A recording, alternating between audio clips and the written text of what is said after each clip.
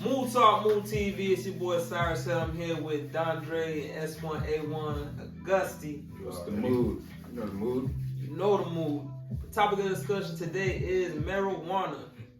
How does society view marijuana today versus how society viewed marijuana in the past? Anybody like to begin? Alright, I'll go first. All eyes on me. Bro, we both. Hey, sponsored by Mood TV, you know. Sponsored by Free TV, sponsored by SA1 Marketing, you already know. So, how society views marijuana today versus how society viewed marijuana in the past. So the first things we can obviously point out it was a way more criminal offense in the past. We're talking about 1970s, 1960s. Like, we're talking about people are still in jail, I think, for marijuana. To this day! To this day, people are still in jail, you know, for marijuana trafficking that is legal now. So obviously there's a lot of different ways we can attack this. The first way I'm gonna say is how it affects today versus the past is the people. So people now today are more open with marijuana use. Back in the day, it was shamed upon. Like Rastafarians, all the people with dreads who used to smoke weed, even the hippies to take a different view, you know, into perspective. Even those people, they were shunned. They were looked down on because of their experimentation with weed, you know, even though, you know, obviously the hippies did other stuff, but just, I'm gonna use the Rastafarians for an example, like, and you know, the people who smoked weed, they were shunned. They were really shunned. But nowadays, I can go to a dispensary right up the street and walk in there and buy an eighth of weed standing next to a lawyer that, you know, just came out of the government building from winning his 75th case of his, you know, lawyer career, of his 40-year career. He's next to me in the dispensary buying flour. So, you know, it's a lot of different ways, but that's just one example. I'm gonna leave it there. I'm gonna wait for my, you know, my follow-up on that, and that's how I feel on that subject. I agree with Dre. Like, the first part when he was like, the offenses, like, it's crazy that we have people basically, like, you could get your medical marijuana card different states, but there's some states where you could just be over the age of 18 and go and get some weed. So it's crazy that you could do that now, and then there's a guy in prison right now serving a 30-40 year sentence for having an ounce or having 2 ounces, whatever he might have had. But it's just crazy. Like, I feel like there should be some type of rule, some type of law to, like, either let them revisit that case or, like, let them out. It don't make sense to still have those people in jail and then having people freely walking around smoking and buying weed. Like, it don't make sense, bro. Like, that part definitely don't make sense to me. And then as far as how it's looked upon, I feel like it's more knowledge on it now. Like, people for the longest was running with this monkeys did this test and they was losing brain cells, and they ran with that for so long. So when they debunked that and it was like, that's false, it was because they did this X, Y, and Z to the monkeys, and they started telling all the benefits of marijuana, and then we started learning about pulling oil out of the marijuana and making food and doing all these different types of things with marijuana. And then people were like, oh, well, you don't just smoke it, you could do this with it, it was healthy, or this person got their cancer solved. Like, all of these things start coming out of it, then it got changed. So I think the knowledge of it changed the openness of it. Like, more people were aware that it's not just about smoking with marijuana. There's more stuff we can do with it. Like, it's way more good. That's how I feel about it. I want to touch on what you said about the people who are in jail right now for marijuana, while people are making money off of it and everyone's using it. The biggest thing is, like, if it was bad then it should be bad now. But if it wasn't bad then what were they ever locked up for in the first place? Probably was never bad, huh? or the market needed to be controlled. Yeah. So they definitely are now. So if the market was controlled then, is the market still controlled now? Definitely. How much is it to open up a dispensary? $1 million.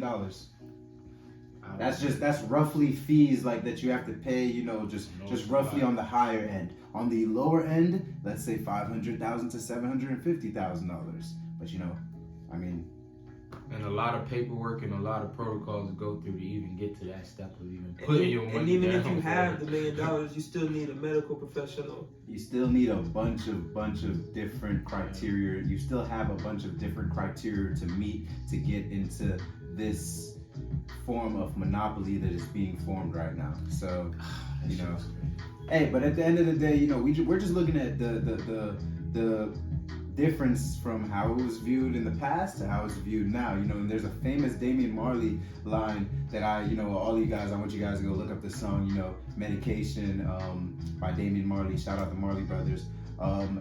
You know, I can't remember exactly how it goes, but what he's saying is that they used to look at it as such a bad thing, and now they're getting paid on it, and now they're getting out. Now it's such a good thing, and it's crazy how we can have a shift in. I'm gonna call weed a commodity or something like. I'm gonna call it a commodity for right now. We can have just such a shift from bad to good because it was bad for these people, but now it's good for these people. So now that makes it completely good. It's completely legal now. It's good. It's weird, man. Weird to me. Very weird. Question is how society views marijuana today versus how it viewed it in the past.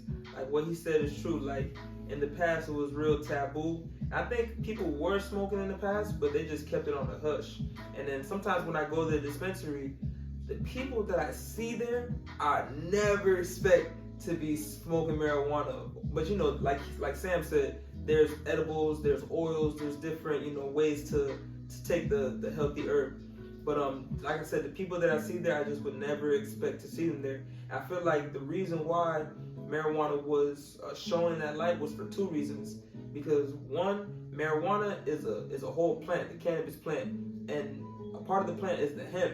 And they say hemp is 100 times more stronger than like steel. Like you can make hemp into rope, you can make hemp into paper, and like it's very abundant. So like it's abundant, it's versatile, so you wouldn't need as much trees or whatever wood, whatever you want to call it, versus hemp to make the same exact products, even a better quality product with hemp. And a lot of times they want to take out the regular everyday person from being able to make their own goods, and anyone can plant a marijuana seed and not only have the marijuana plant but be able to have hemp. And that's going to create a whole industry that, like he said, is not being controlled or regulated. So they made everybody, go to jail or receive penalties for having something that we should have in the first place. But now they're allowing everybody to have it, but it's already controlled. Like the industry has already been regulated, and they already put all the little niches and little safety pins, and everything's just sold up the way they want it to be. And something he said about cancer, marijuana does help heal cancer. So it's like, another thing is, when the pharmaceutical industries was booming, they didn't want people to know that marijuana could heal you because they'd lose a bunch of money. So it's like, I'm not going to tell you that, and if you smoke that, you're going to go to hell or you're going to go to jail. So think twice before you smoke marijuana. And another thing, there's this movie, it's called The Union, and they said marijuana caused jungle fever. So basically it made people want to listen to rock and rap music and sleep with the opposite race and stuff. And at the time, like, it was very frowned upon to be with the opposite race. So that was another little thing that they would lie and say. And he said something about 100, not 100. He said about the monkeys.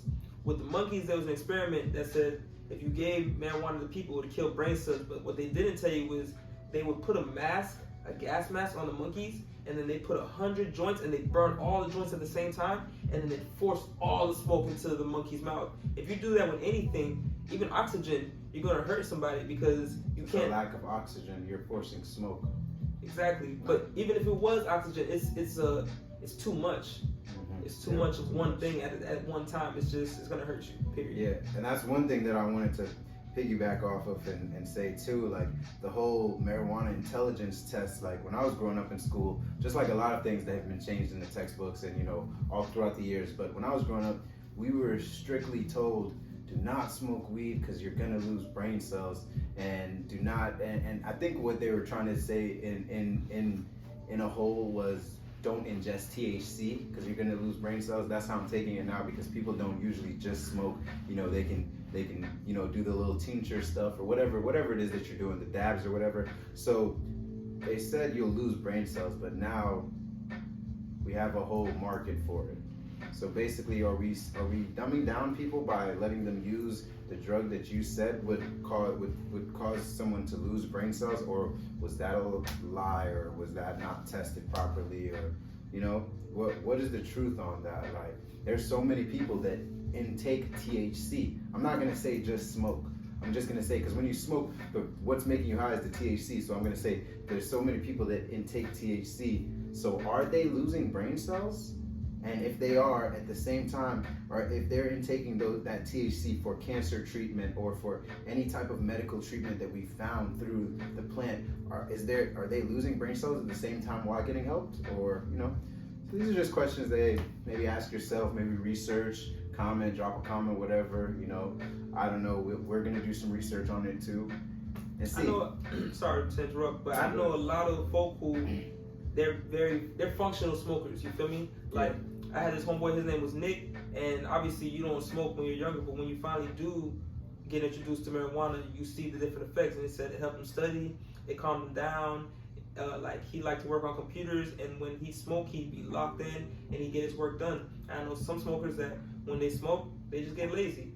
Everybody's, different, but I wouldn't say just cut it all off and not let anybody experience that, because it has too many benefits just to say it's, And one last thing, I think that, why I think it was so controlled throughout the 80s and 70s and 60s to the 90s is because of experimenting, If certain people didn't experiment with weed and think, hey, this might help me, or the person had that bad experience and was like, okay, weed is not for me. But the people who did have the experience were like, hey, weed is for me, they experimented to try it. And just like, it takes time to learn things in anything. So like you said, with hemp, you can literally do almost anything.